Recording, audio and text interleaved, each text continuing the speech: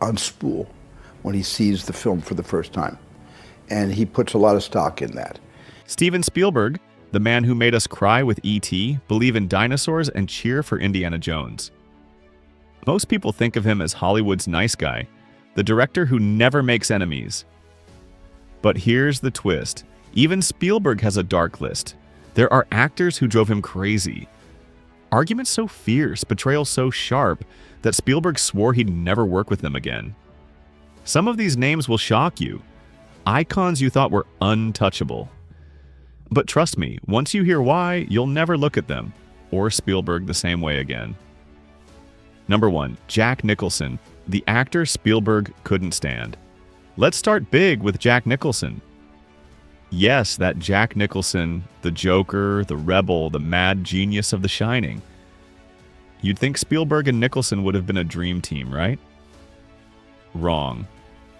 Spielberg couldn't stand what Nicholson did in The Shining. He once said Nicholson's performance was like kabuki, over-the-top, exaggerated madness spilling out way too soon. In Spielberg's eyes, it ruined the slow burn, the creeping terror. He thought Nicholson was a caricature, not a character. Kubrick, of course, fought back. He asked Spielberg, "Then where does James Cagney rank for you?"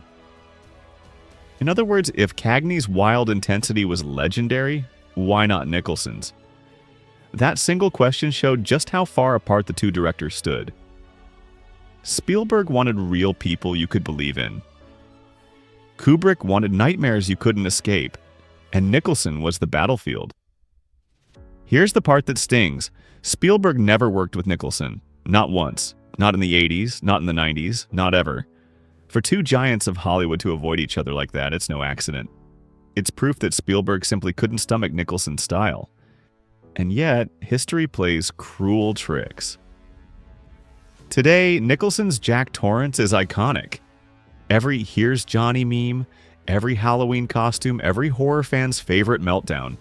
The very thing Spielberg dismissed became the stuff of legend.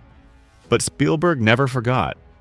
To him, Nicholson was the one actor too wild, too untamable, too much of a gamble for his kind of storytelling. That's all rejection. Number 2, Shia LaBeouf, the betrayal after Indiana Jones. Shia LaBeouf did the one thing Spielberg hates most. He trashed his own movie in public. Not just any movie, but Indiana Jones and the Kingdom of the Crystal Skull in 2008, Spielberg's golden franchise. Spielberg had set Shia up for greatness. He wasn't just playing Indy's kid, he was supposed to be the next Indiana Jones. Imagine the pressure and the opportunity. But instead of backing the film, Shia went to interviews and flat out said, "We dropped the ball. I feel like I failed." Sounds humble, right? But in Hollywood, and especially with Spielberg, those words cut like a knife. And Harrison Ford? He didn't bite his tongue.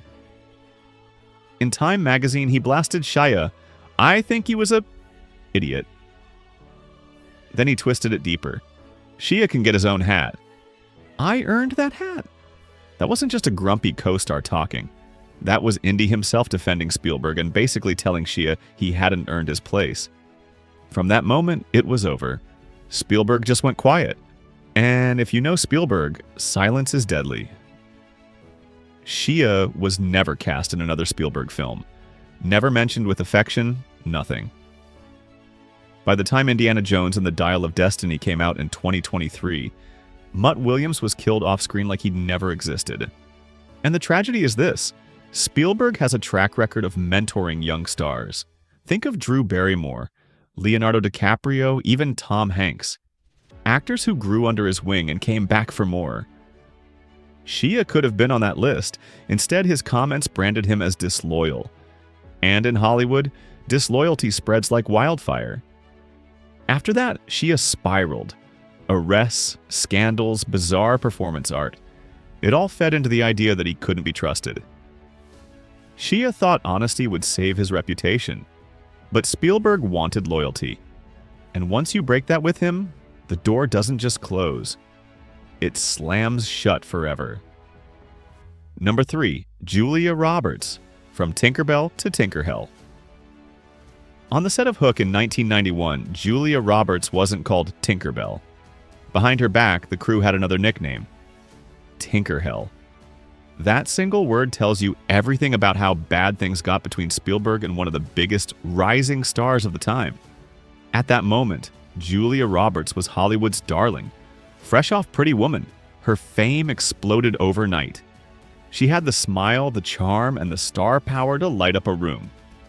But sudden superstardom isn't easy to carry. While Spielberg was orchestrating one of his most ambitious productions, giant sets, visual effects, Robin Williams, Dustin Hoffman, Roberts was quietly falling apart. She was going through personal chaos, a broken engagement, tabloid pressure, and the suffocating weight of expectations, and it spilled onto the set. Crew members whispered about her mood swings, her struggles to show up ready, and her clashes with Spielberg's tight shooting schedule. In a movie that required precision, any delay was a nightmare. And Spielberg, famously patient, reached his limit. Years later, Spielberg admitted bluntly, "It was not a great time for Julia and I to be working together." For a man who almost never speaks badly about his actors, that line was devastating. And when asked if he'd ever work with her again, his answer was a cold, final no. Think about that. Spielberg didn't say maybe, didn't sugarcoat it, just no. So why was this clash so explosive? Spielberg thrived on collaboration and trust. Roberts, under enormous stress, became unpredictable. That unpredictability collided head-on with Spielberg's need for control. The crew's bitter nickname, Tinkerhell, wasn't just a cruel joke. It was proof that her behavior left a mark on everyone around her. The fallout, Roberts went on to win Oscars, cementing her place as one of Hollywood's most celebrated actresses. Spielberg, meanwhile, never called her again. The two never reunited for another project, even though Roberts worked with nearly every other major director of her generation. That silence is deafening. Fans often wonder, could they have made peace? The truth is, there's no sign of reconciliation. Unlike some feuds that fade, this one stayed frozen in the early 90s. Roberts herself rarely talks about it, as if that chapter is better left buried. Number 4, Richard Dreyfuss, from protege to enemy of the narrative. When people talk about Spielberg's early career, one name always comes up, Richard Dreyfuss. He wasn't just another actor, he was Spielberg's golden boy. Jaws made him a star in 1975, and Close Encounters of the Third Kind in 1977 confirmed it. For a while, Dreyfuss and Spielberg looked like one of Hollywood's perfect partnerships. But decades later, that friendship cracked. And the reason wasn't just about acting. It was about a story Spielberg refused to kill. The trouble started with Jaws. Everyone knows about the breakdowns of the mechanical shark, the endless days at sea, and the pressure that nearly sank the production. But over time, another legend grew, the supposed feud between Richard Dreyfuss and his co-star Robert Shaw. According to popular retellings, they clashed constantly, hated each other, and made Spielberg's life hell. The drama even became a play, The Shark is Broken, written by Shaw's son Ian, which painted Dreyfuss as the nervous wreck against Shaw's grizzled toughness. But here's the twist. Dreyfuss says it's all a lie. He insists that while the shoot was tough, the rivalry was exaggerated, even fabricated. And what hurt him most was that Spielberg never defended him. Dreyfuss told interviewers, "I hold that against Carl Gottlieb and Steven." To him, Spielberg let the myth grow unchecked, allowing the public to believe Dreyfuss had been weak, whiny, and difficult, when in reality, he says there was professional respect and even friendship with Shaw. Why didn't Spielberg step in? That's the part that eats at Dreyfuss. Some say Spielberg let the rumors ride because they added to the mystique of Jaws.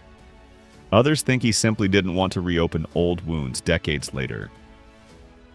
But for Dreyfuss, silence felt like betrayal. Imagine being forever linked to one of the greatest movies ever made, but remembered more for a fight you say never happened than for the performance that made you famous. The fallout shows in how Dreyfuss talks about Spielberg today. He still praises the man's genius, but refuses to let go of the resentment. To him, Spielberg is the director who launched his career, but also the man who let his reputation take a hit he didn't deserve. That mix of gratitude and bitterness makes their story one of Spielberg's strangest feuds. Number 5. Charlton Heston, the hero Spielberg didn't want. Charlton Heston was Hollywood's ultimate hero, the man of Ben-Hur, The Ten Commandments, Planet of the Apes. But when Spielberg was casting Jaws in 1975, he made a decision that stunned everyone. He turned Heston down. Why? Because Spielberg thought Heston was too much of a hero. If Heston played Chief Brody, audiences would walk in knowing he'd survive, knowing he'd beat the shark. Spielberg didn't want that certainty. Instead, he cast Roy Scheider, a respected actor but not a larger-than-life icon. That choice made the suspense real. Suddenly, nobody felt safe on Amity Island. Heston didn't take it lightly. Being passed over was one thing, but being told your heroic image was a liability cut deep. When Spielberg later offered him a role in 1979, Heston snapped back, calling the film unpatriotic. For Heston, a man known for his conservative values and patriotic persona, Spielberg's slapstick World War II comedy felt like a mockery of American heroism. He refused the role and swore he would never work with Spielberg again. The result was a cold rift. Spielberg went on to redefine Hollywood, while Heston doubled down on his image as America's unwavering on-screen champion. They never collaborated, never reconciled. So there it is. 5 names Spielberg will never forgive. From legends like Nicholson and Heston to young stars like Shia LaBeouf, each story shows that even Hollywood's kindest director has limits. But what do you think? Did Spielberg make the right call, or was he too harsh? Drop your thoughts in the comments, and don't forget to like this video, subscribe to the channel, and hit the bell so you never miss the next Hollywood story.